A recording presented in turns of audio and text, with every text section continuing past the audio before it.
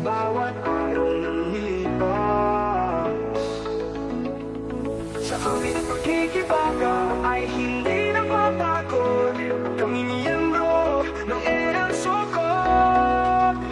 Bayaning handang ipaglalaban ang karapatan naming mamuhay ng payapa.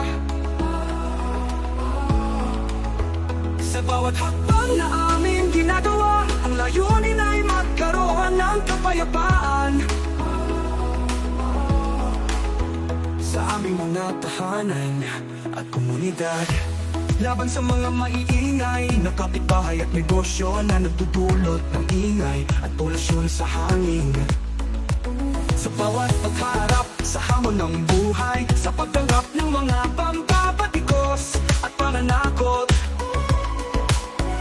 kami patuloy na lumalaban dahil sa aming puso at isip. Bayani kami sa pagkilos at pagsulong.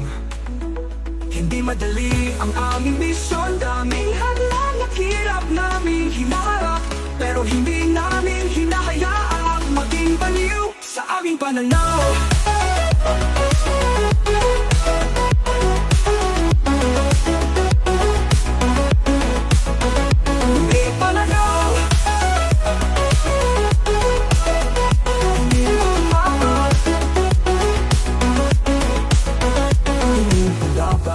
At pagtapakan ng karapatan laban sa mga maiingay na kapitbahay at negosyo na nagdudulot ng ingay at polusyon sa hangin.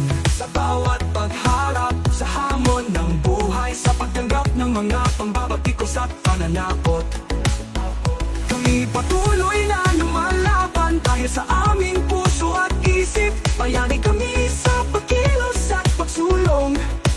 Hindi madali ang aming misyon, daming hadlang at hirap naming hinaharap, pero hindi namin hinahayaang maging baliw sa aming pananaw. Hindi imposible ang magkaroon ng payapa at tunay na respeto sa kapwa.